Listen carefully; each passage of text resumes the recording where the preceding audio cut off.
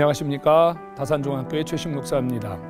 지난 시간 목사님들과 함께 이 설교에 대한 이야기를 잠깐 나누었습니다. 설교에 필요한 3요소, 읽기, 쓰기, 말하기입니다. 결국 우리가 설교를 하는 목적은 청중들을 살리기 위해서입니다. 설교의 주체는 하나님이시지만 설교를 듣고 이 설교를 통해서 삶이 회복되어야 할 대상은 청중입니다. 그런데 참 안타까운 것은요, 많은 목사님들이 설교에 대한 연구를 하실 때 청중에 대한 연구는 잘 안 하시는 것 같아요.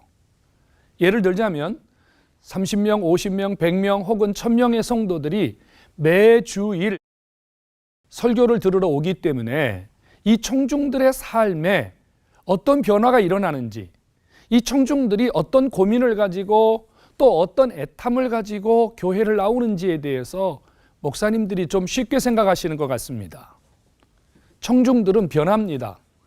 마치 살아있는 생물처럼 청중들의 삶은 매일 대단히 많은 변화 속에서 움직이고 있습니다.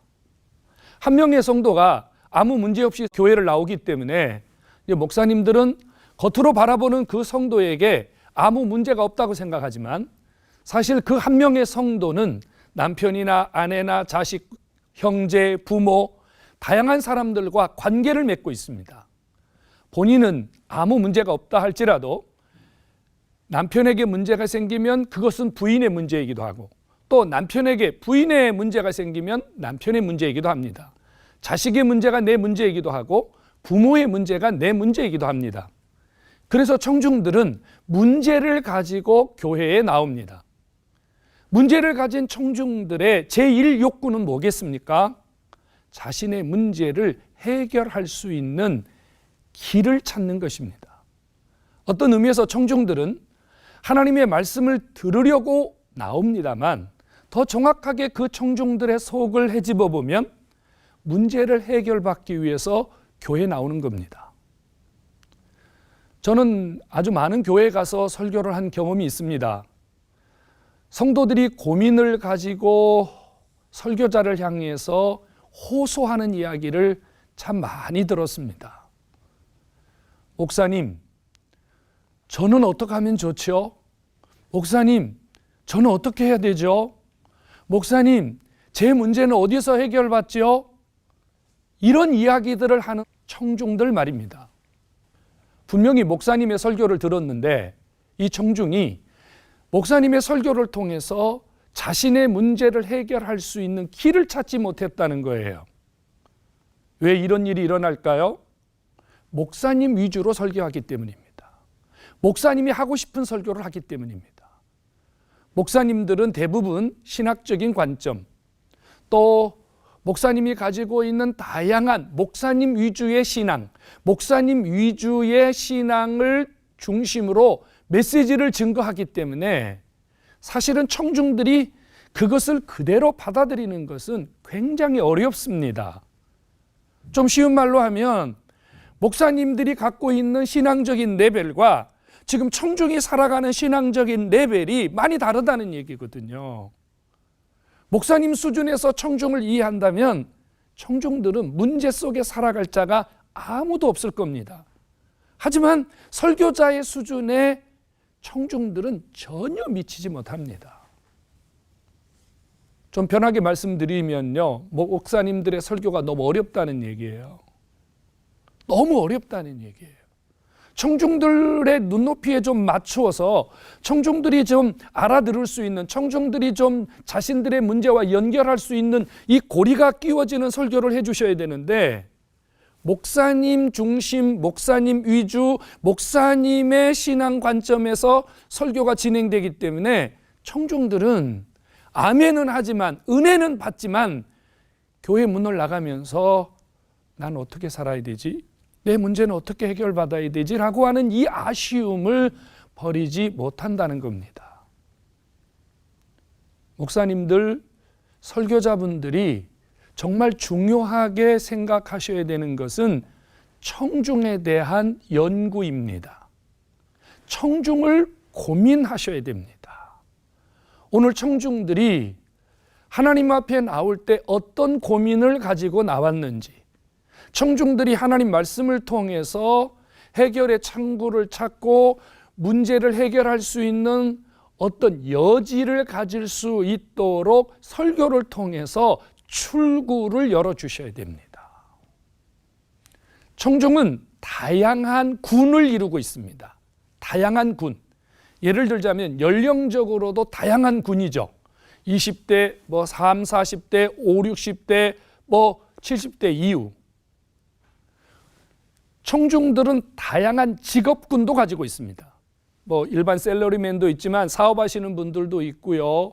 그 다음에 나름대로 자신의 전문 직종을 가지고 일하시는 분들도 있고요. 다양한 군이 있습니다.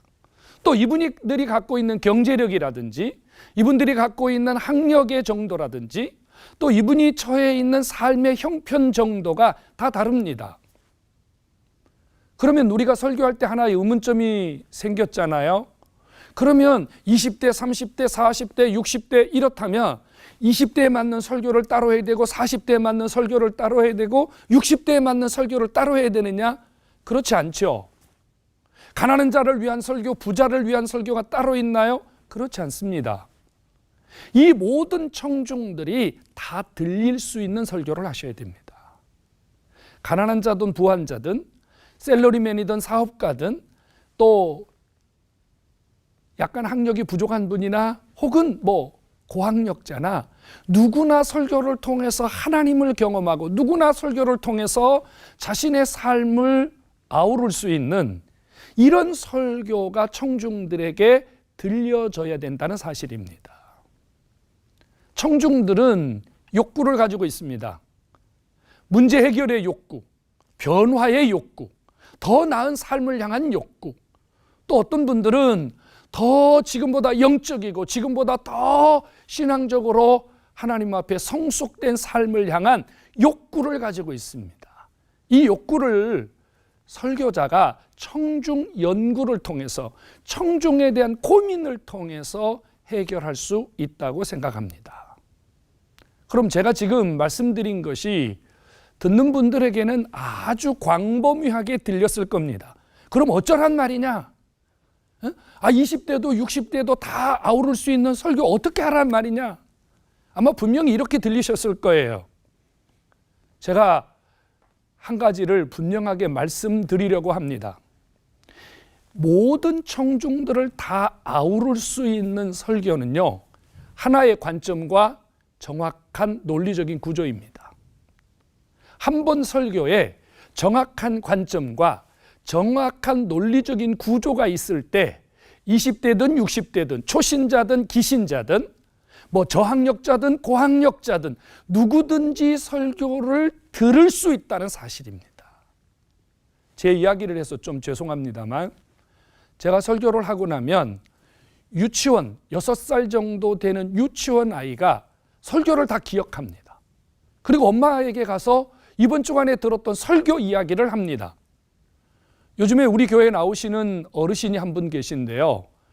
이분은 대단한 고학력자시고 또 사업도 아주 크게 하시는 분이십니다.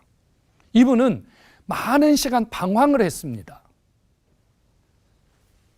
하나님 말씀이 들리지 않는 것 때문에 아주 많은 교회를 다녔고 대단한 신앙의 방황을 하신 분입니다. 우연한 기회에 우리 교회를 몇 번 출석하시게 되었는데 한 2주 전에 저하고 대화할 수 있는 시간이 있어서 잠깐 차를 한 잔 마셨는데 이분이 저에게 이런 말씀을 하셨습니다. 목사님의 설교는 잘 들립니다. 한 주간 내내 그 설교가 제 속에서 살아 있습니다. 이런 말씀을 해주셨어요. 제가 설교를 잘한다는 이야기를 하려고 하는 것이 절대로 아닙니다. 하나의 관점과 모든 청중들이 들을 수 있는 논리적인 프레임이 존재하기 때문입니다. 청중은 논리적인 정확한 프레임을 통해서 접근하면 들려지게 되어 있습니다. 논리는 귀를 여는 작용을 하기 때문입니다. 그럼 어떻게 하면 모든 청중들이 들을 수 있는 논리를, 프레임을 갖게 될까요? 메인 프레임, 가장 중요한 징검다리 4개를 놓아드리겠습니다. 하나는요, 오늘 본문을 통해서 하나의 관점이 생겼다면 이 하나의 관점을 가지고 청중의 눈높이에서 시작을 하십시오. 청중들은요, 목사님과 전혀 다릅니다. 우리는 예수님이 물 위로 걸었다? 목사님들 의문점을 제시할 분 한 분도 없으십니다. 무조건 아멘이죠. 예수님 물 위로 걸으셨다. 그렇지, 예수님 하나님이신데 문제 없다고 여기십니다. 그런데 과연 청중들도 그럴까요?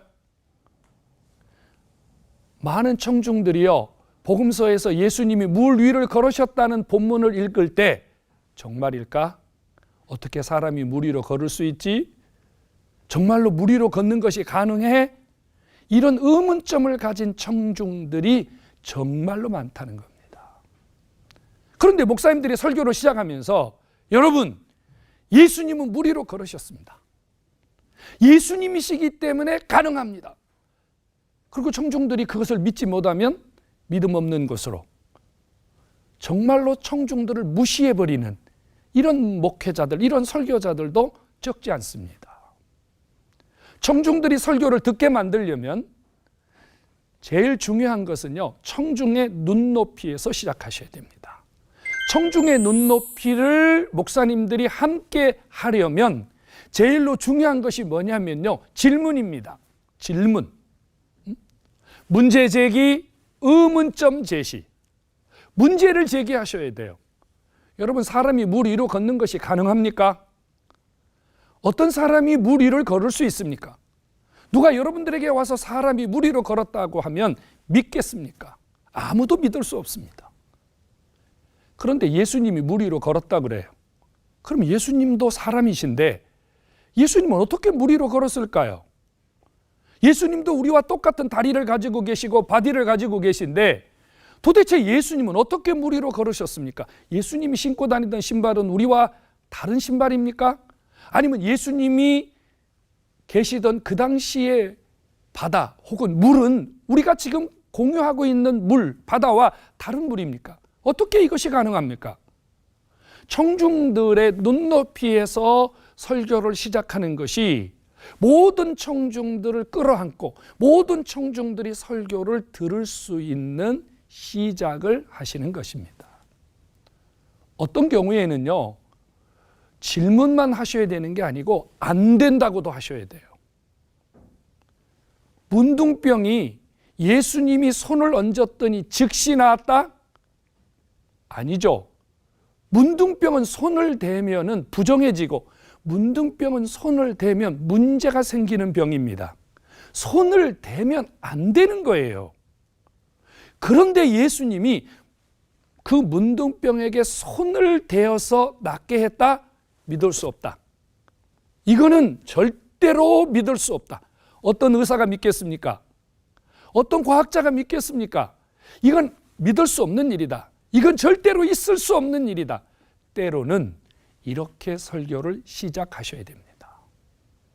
청중들이 고민하고 청중들이 평소에 불편해했던 부분들을 목사님들이 눈높이를 낮추어서 함께 고민하셔야 됩니다.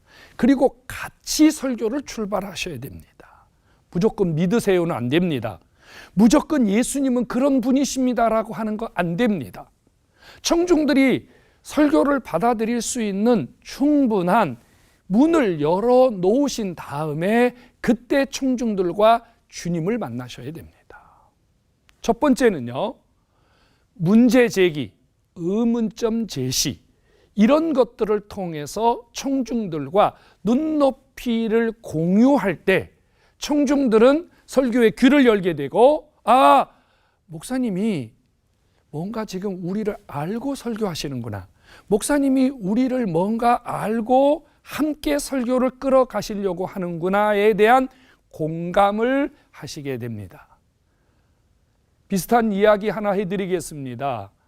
우리 학교에 오셔서 같이 공부하시던 목사님 중에 한 분이 이렇게 설교를 시작하면서 의문점을 제시하고 문제 제기를 하고 때로는 이건 안 됩니다. 이런 일은 있을 수 없습니다. 이렇게 설교를 시작했더니 설교를 마친 다음에 어떤 분이 목사님에게 오셔서 이렇게 말씀하시더랍니다. 목사님이 드디어 제정신이 돌아오셨다고. 여러분, 이게 무슨 말입니까? 청중들이 그동안 얼마나 힘들었는지, 청중이 얼마나 고민했는지를 그 말 한마디로 표현한 것이 아니겠습니까? 두 번째 징검다리는요, 첫 번째 청중들의 눈높이에서 제시했던 의문점, 문제 제기를 풀어주셔야 됩니다. 예수님이 물 위로 걸으면 안 됩니다.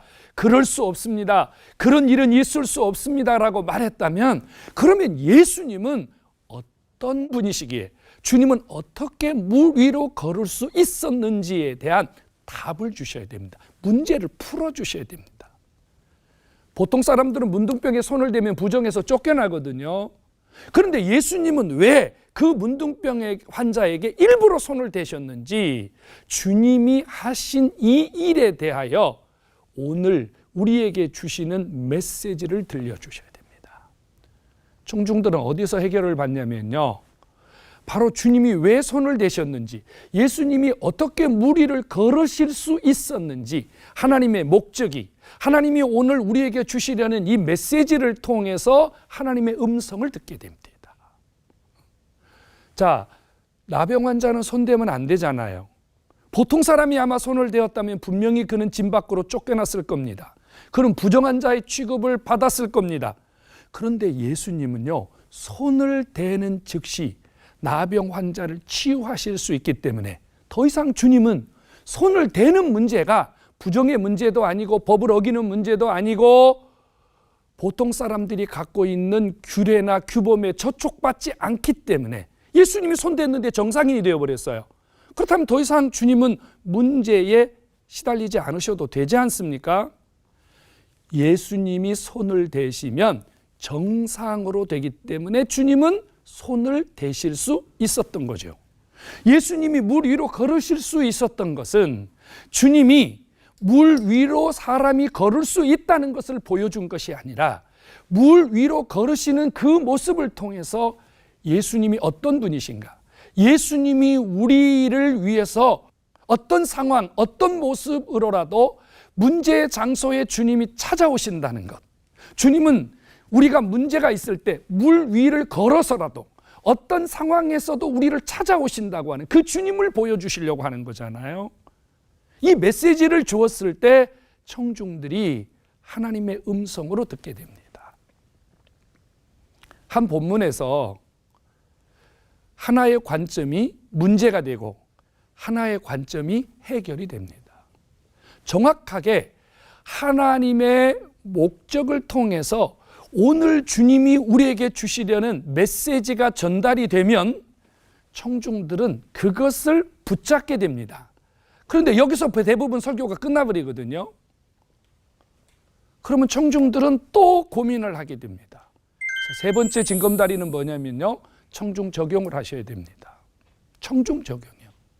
오늘 우리도 나병 환자처럼 즉시 해결받아야 될 문제가 있다.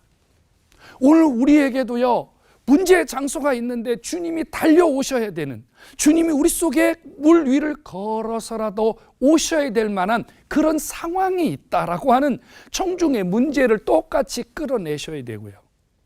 이 청중의 문제를 끌어내는 과정 속에서 청중들은요, 자신의 문제가 드디어 하나님 앞에 해결된다고 하는 출발을 갖게 됩니다.